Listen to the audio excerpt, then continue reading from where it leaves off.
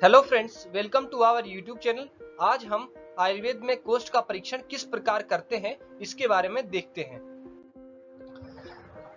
किसी भी रोग के उपचार में कोष्ठ का आकलन एक बहुत ही महत्वपूर्ण भूमिका निभाता है। दोषों की प्रधानता के आधार पर कोष्ठ को 3 भागों में डिवाइड किया गया है: मृदु कोष्ठ, मध्यम कोष्ठ तथा क्रूर कोष्ठ। बात अगर हम करें क्रूर कोष्ठ की, तो क्रूर कोष्ठ में दोष में वात की प्रधानता होती है। अगर क्रूर कोष्ठ में अगर हमें शोधन देना है तो इसमें मुख्यतः हम बस्ती का प्रयोग करते हैं। अग्नि क्रूर कोष्ठ में विषम होती है, और यदि इसमें स्नेह चिकित्सा जब की जाती है क्रूर कोष्ठ से पीड़ित किसी भी व्यक्ति में, तो वह स्नेहपान मेनली 7 डेज तक चलता है। और इसमें जो विरेचन द्रव्य हम प्रयोग करते हैं वह अरंड तेल, हरितकी और त्रिफला।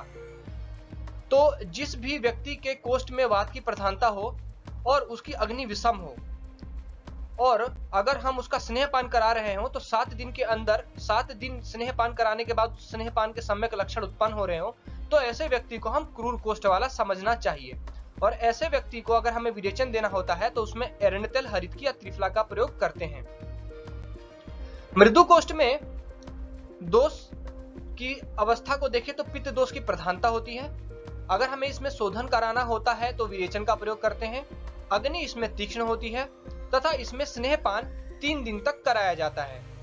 विरेचन द्रव्य की बात करें तो दुग्ध, आरगवद, इक्षु, मस्तु, गुड़, कृस्रा, नवमंड, उष्णोदक, द्राक्षा, इन सभी द्रव्यों से मृदु कोष्ठी रोगी का विरेचन हो जाता है।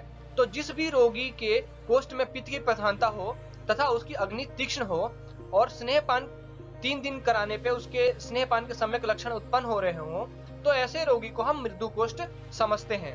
तथा उसमें क्षीर, आरगवद, इन सब द्रव्यों मतलब दुग्ध, आरगवद, इक्षु रस, मस्तु, ये सभी द्रव्यों से विरेचन देते हैं। मध्यम कोष्ठ में कफ दोष की प्रधानता होती है तथा इसमें अगर हमें शोधन कराना होता है तो मेनली हम इसमें वमन कराते हैं। अग्नि की अवस्था इसमें मंद होती है, अग्नि इसमें मंद होती है।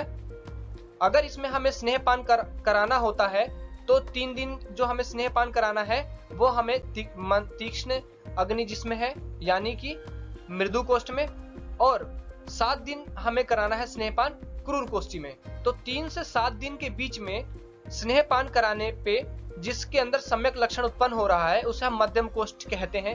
यदि 4 दिन कराने पे सम्यक लक्षण हो रहा है, 5 दिन कराने पे या 6 दिन कराने पे लक्षण सम्यक हो रहा हो स्नेहन का, तो उसे हम मध्यम कोष्ठ समझेंगे।